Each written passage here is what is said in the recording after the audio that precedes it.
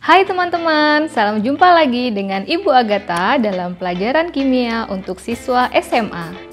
Dalam video kali ini, Bu Agatha akan menjelaskan 3 submateri dari perhitungan kimia. Yang pertama adalah kadar unsur dalam suatu senyawa. Yang kedua yaitu rumus empiris dan rumus molekul. Dan yang ketiga adalah air kristal.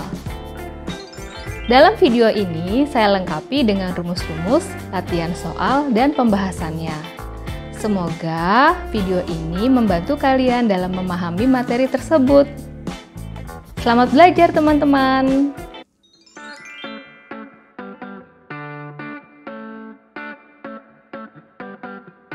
Hai teman-teman semua, seperti yang Bu Agatha sudah sampaikan tadi, di video kali ini kita akan mempelajari 3 subbab dari perhitungan kimia. Yang pertama, kadar unsur dalam suatu senyawa. Kedua, rumus empiris dan rumus molekul. Yang ketiga adalah air kristal. Kita bahas satu persatu ya. Yang pertama yaitu kadar unsur dalam suatu senyawa. Hal ini seringkali kita lihat dalam kehidupan sehari-hari. Ini gambarnya. Di dalam pupuk tersebut ya kan terdapat nitrogen. Nah di situ tertulis dalam karungnya itu terdapat tulisan kadar nitrogennya sebanyak 46% gitu ya. Kemudian seringkali kita melihat di packagingnya suatu makanan itu tertera nutrition fact-nya. Nah lihat jelas ya, ada kadar sodium, potasium. Nah, kadar ini seringkali dituliskan dalam bentuk masanya atau dalam bentuk persentasenya. Nah, kita akan belajar menghitung menentukan massa unsur dalam senyawa. Pertama, yang dalam massa dulu ya, rumusnya adalah massa unsur sama dengan jumlah atom dikali AR unsur dibagi MR senyawa dikali massa senyawanya. Akan lebih mudah jika kita lihat dengan latihan soal. Berapa gram massa karbon penyusun dalam 200 gram CaCO3? Masih ingat dah rumusnya tadi? Ya, inilah rumusnya. Massa unsur sama dengan jumlah atom dikali AR unsur dibagi MR senyawa dikali massa senyawanya. Yang ditanya adalah massa karbon. Berapakah karbon atomnya, jumlah atomnya dalam CaCO3? Jumlahnya ada 1, AR-nya 12, MR-nya dihitung ya, MR dari CaCO3. Oke, kita masukkan angkanya. 1 kali 12 dibagi 100 dikali 200 gram. Ayo dihitung, berapa hasilnya? Ya benar, hasilnya adalah 24 gram. Berarti terdapat 24 gram karbon pada 200 gram CaCO3. Sekarang kita lanjutkan dengan kadar unsur dalam satu senyawa dengan menggunakan persentase. Rumusnya mirip seperti tadi, cuma bedanya di sini pakai 100%. Jadi rumusnya kadar unsur sama dengan jumlah atom dikali AR unsur dibagi MR senyawa dikali 100%. Contoh soal lagi ya. Tentukan kadar dalam persen unsur Ca dalam CaCO3. Tuliskan dulu rumusnya. Kemudian kita masukkan angkanya. Jumlah atom kalsium pada CaCO3 adalah 1. AR-nya 40 dan MR-nya adalah 100. Dan sekarang dihitung berapa kadar kalsiumnya. Ya, benar sekali. Kadar kalsiumnya adalah 40%. Mudah bukan menentukan kadar unsur dalam suatu senyawa? Submateri berikutnya adalah rumus empiris dan rumus molekul. Kita harus mengetahui dulu definisi dari rumus empiris dan rumus molekul. Rumus molekul adalah rumus yang sebenarnya suatu senyawa. Sedangkan rumus empiris merupakan penyederhanaan rumus molekul. Dengan kata lain, rumus empiris disebut juga rumus perbandingan mol unsur-unsur penyusun suatu senyawa. Akan lebih jelas jika kita memperhatikan contoh-contoh berikut. Glukosa, tentukan dulu rumus molekulnya. Pasti kalian selalu ingat, glukosa itu memiliki rumus molekul adalah C6H12O6. Menentukan rumus empiris berarti perbandingan sederhana dari rumus molekulnya. Pada C6H12O6, angka-angka ini semuanya bisa dibagi 6, sehingga kalau disederhanakan menjadi CH2O. Sekarang lanjut ke nomor 2, yaitu asam asetat. Rumus molekulnya adalah CH3COOH. Rumus empirisnya, ayo jawab soal ini. Ya, kamu benar sekali. Jawabannya adalah CH2O. Asam oksalat. Siapa yang ingat rumusnya? Yap, rumusnya adalah H2C2O4, sehingga kalau disederhanakan menjadi HCO2. Etena memiliki rumus molekul C2H4, sehingga rumus empirisnya adalah CH2. Asam sulfat ini adalah asam yang sering kali sudah kalian kenal, yaitu H2SO4. Karena rumus molekulnya sudah merupakan perbandingan sederhana, maka rumus empirisnya sama dengan rumus molekulnya, yaitu H2SO4. Dan yang ketujuh, butana memiliki rumus molekul C4H10. Dan rumus empirisnya adalah C2H5. Bagaimana cara menentukan rumus empiris dan rumus molekul ya? Perhatikan cara-caranya. Pertama, untuk menentukan rumus empiris, memerlukan data massa unsur, perbandingan massa unsur, atau persentase massa unsur dan AR unsur tersebut. Kemudian, tentukan perbandingan mol unsur-unsurnya. Untuk menentukan rumus molekul, memerlukan data rumus empiris dan MR. Sepertinya sulit ya kalau melihat hanya tulisan seperti ini. Oke, lanjut ke contoh soal saja. Yang pertama, diketahui rumus empiris CHN. Jika massa molekul relatifnya adalah 26, tentukan rumus molekul. Ingat tadi caranya ya. Untuk menentukan rumus molekul, memerlukan data rumus empiris dan MR. Pada soal, ya, syaratnya terpenuhi. Sudah ada rumus empiris dan data MR. Caranya, MR CH dalam kurung R sama dengan 26. Sekarang kita cari MR dari CH ini. ARC adalah 12, ARH adalah 1. Sehingga seperti ini. 12 tambah 1. N sama dengan 26. Kita jumlahkan ya, yaitu 13N sama dengan 26. Sehingga kita bisa mengetahui harga N-nya adalah 2. Jadi angka 2 ini dimasukkan ke rumus empirisnya. Nanti rumus molekulnya tinggal mengalikan, yaitu C2H2. Bagaimana? Jelas kan? Oke, lanjut ke contoh soal berikutnya. Sebanyak 6,01 kali 10 pangkat 22 molekul senyawa bermassa 18 gram. Jika diketahui senyawa tersebut mempunyai rumus empiris CH2ON, tentukan rumus molekulnya. Diingat lagi, cara menentukan rumus molekul itu memerlukan data rumus empiris dan MR. Di dalam soal ini sudah ada rumus empirisnya, namun belum ada data MR. Maka kita gunakan lagi pemahaman konsep mol untuk menyelesaikan soal ini. Cari dulu molnya dengan rumus X sama dengan mol kali 6,02 kali 10 pangkat 23.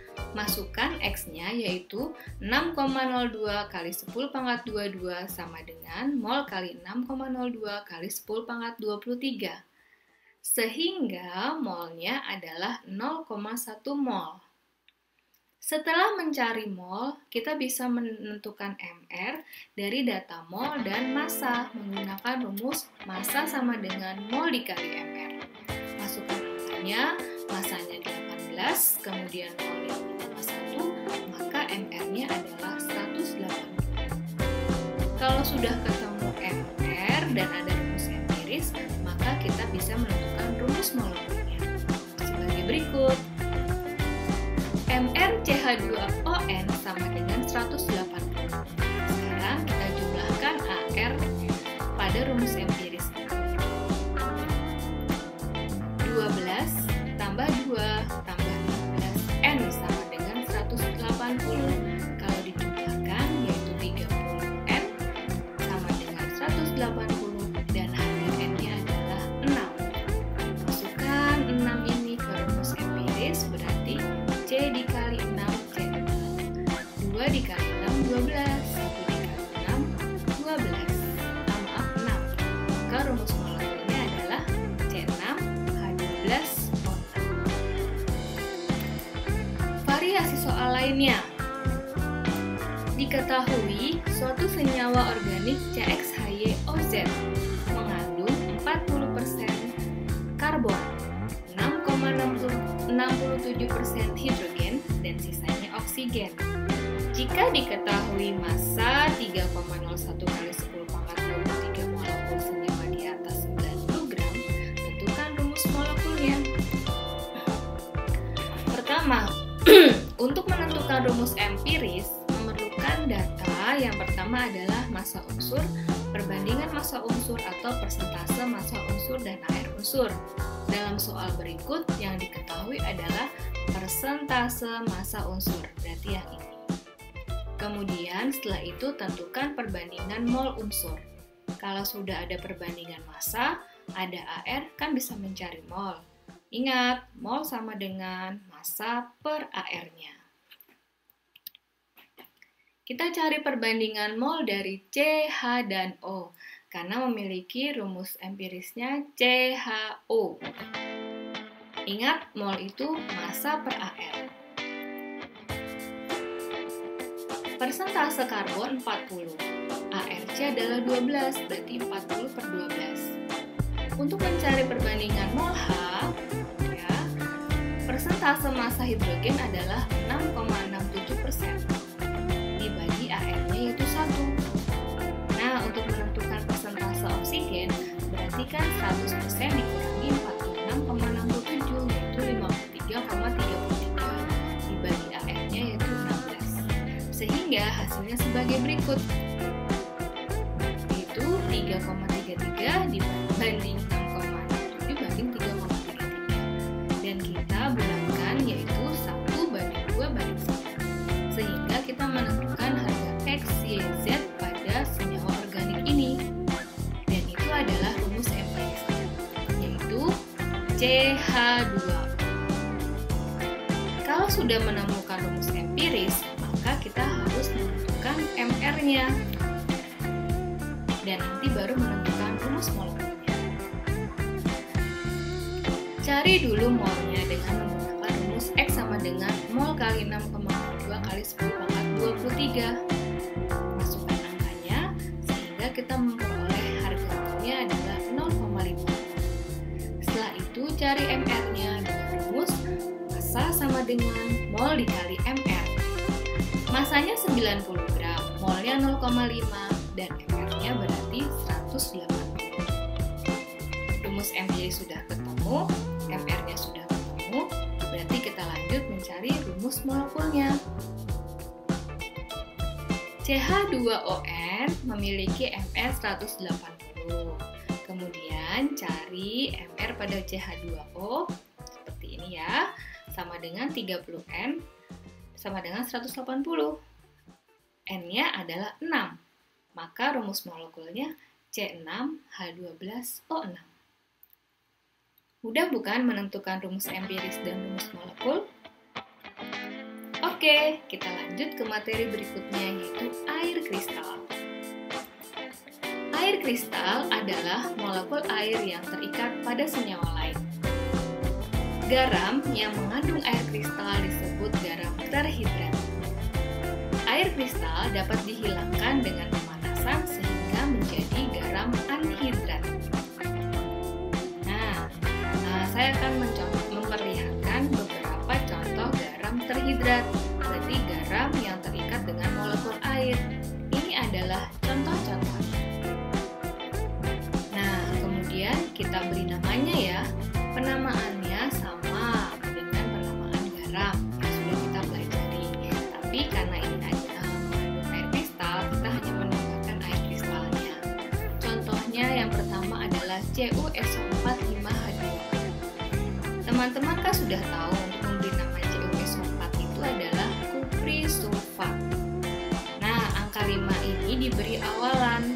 5 adalah penta, sedangkan H2O itu dibacanya hidrat, sehingga nama lengkapnya adalah kuprisulfat pentahidrat.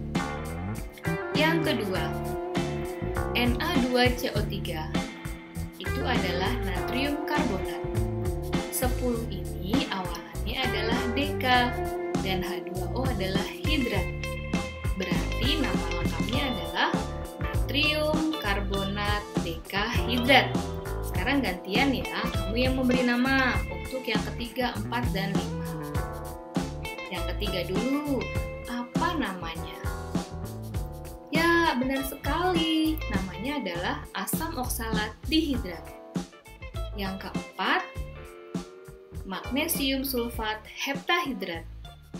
Dan yang terakhir adalah kromioksida trihidrat. Sekarang kita lanjut ke latihan soal untuk menghitungnya. Jika garam 38 gram MgSO4XH2O dipanaskan, dihasilkan 20 gram garam anhidrat menurut reaksi. MgSO4XH2O menjadi MgSO4 plus XH2O. Jika MrMgSO4 sama dengan 120 dan H2O sama dengan 18, tentukan rumus air kristal tersebut. Buat dulu persamaan reaksinya. Dan teman-teman, saya ingatkan kembali, ini namanya garam terhidrat, garam yang mengandung air. Kemudian MgSO4 ini adalah garam anhidrat, sudah tidak mengandung air. Dan XH2O ini adalah air kristal. Oke, diketahui terdapat 38 gram MgSO4XH2O. Setelah dipanaskan, dihasilkan 20 gram garam anhidrat. Berarti H2O-nya berapa gram? Ingat lagi hukum kekekalan massa. Massa sebelum dan sesudah reaksi adalah sama. Berarti massa H2O-nya sebesar 18 gram. Setelah itu, kita cari perbandingan mol ya pada garam anhidrat dan air kristalnya. Ingat, mol adalah massa per ml. Untuk MgSO4, massanya 20 gram, mR-nya 120. Untuk H2O, massanya 18 dibagi mR-nya 18, sehingga perbandingannya adalah 1:6. Ingat, perbandingan mol adalah perbandingan koefisien ya. MgSO4 koefisiennya 1, berarti X ini adalah 6.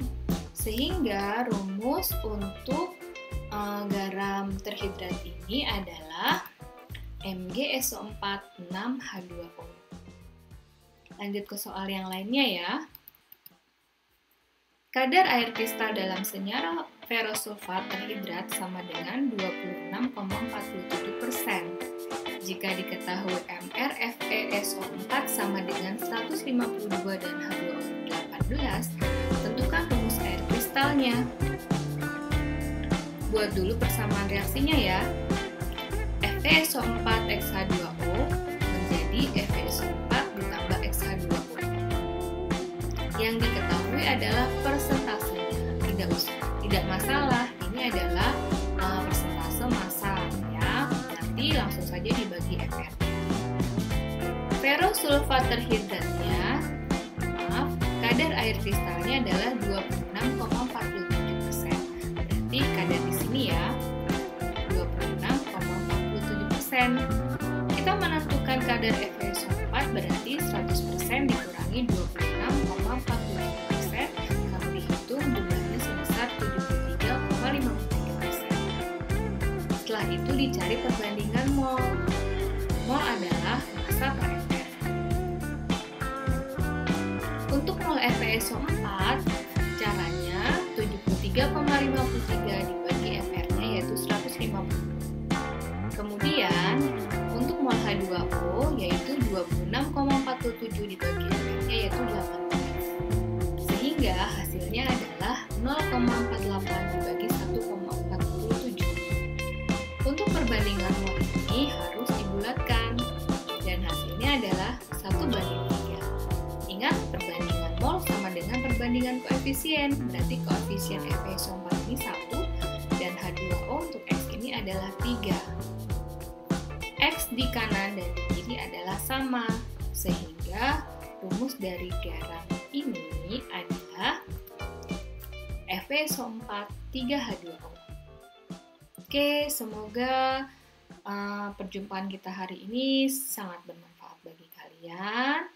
Dan jangan lupa like dan subscribe channel Ibu Agatha. Sampai jumpa lagi di video berikutnya.